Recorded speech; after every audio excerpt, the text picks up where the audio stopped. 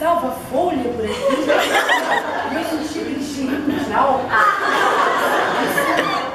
A dimensão de hoje. Mas então, eu tinha que fazer a chamada, mas... Deixa eu falar.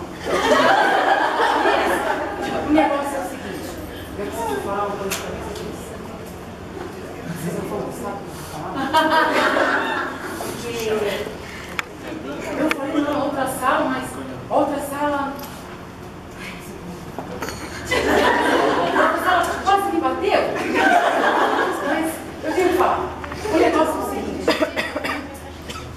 Vocês são professores, né? Então, como futura professora, vocês precisam falar mais.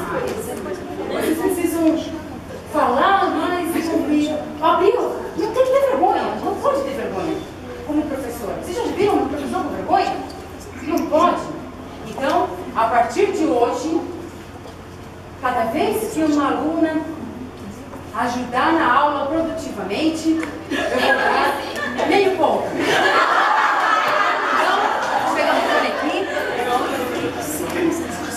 Aqui. Você anota aqui, tá?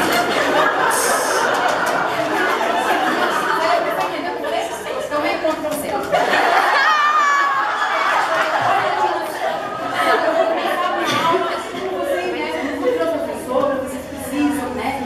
Aquela criança que está na casa dela, né? No aconchego da sua família, e de repente ela é inserida na vida escolar.